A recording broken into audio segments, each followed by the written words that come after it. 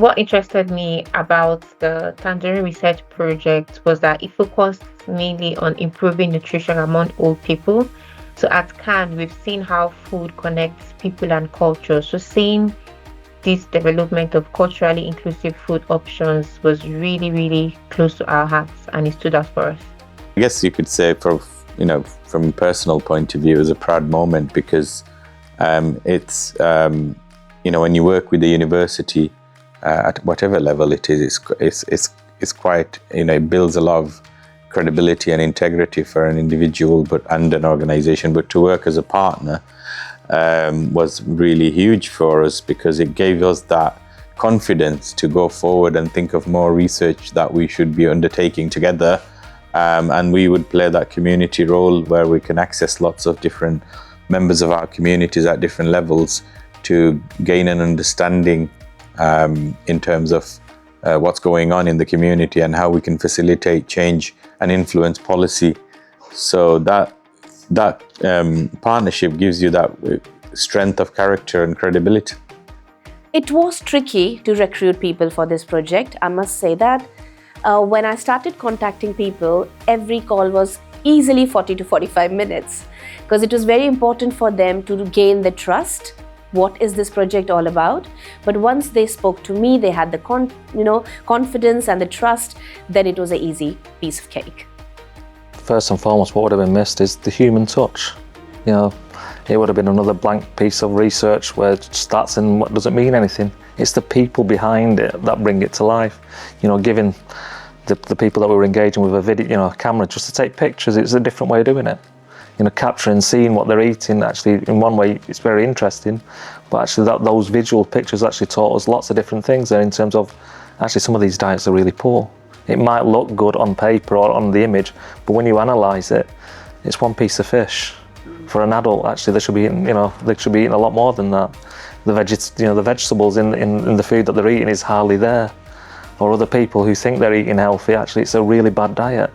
And we're not even realising it. That's the thing in all these communities is, education-wise, we don't really know. So we assume a lot, and the truth with good research is it's really finding out and asking those difficult questions. So for me, what Tangerine has done is shone a light on certain issues which we kind of knew, and which we're skirting around the issues, but actually it shows to us we need to do more. We scratched at something, and it's opened up a huge area of other questions that we now need to follow through on.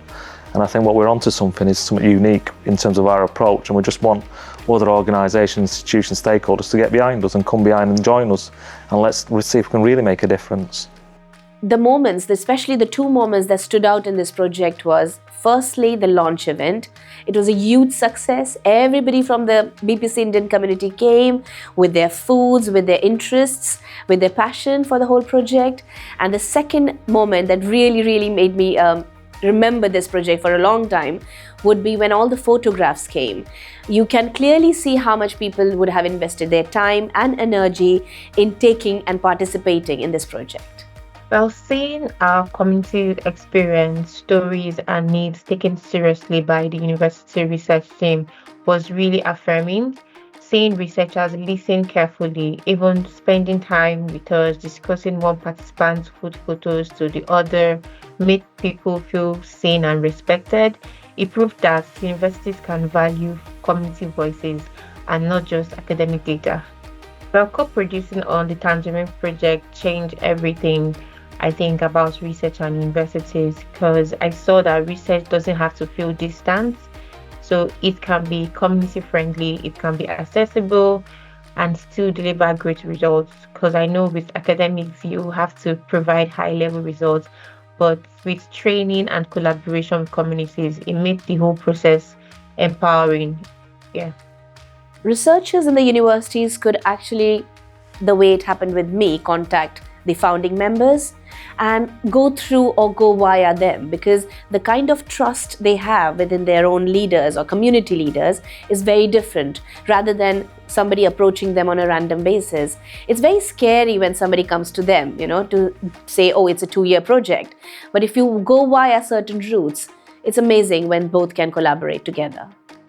One unique message I would like to put out there for researchers and community organization about co-production is that co-production takes a lot of patience and humility, but at the end, it's worth it.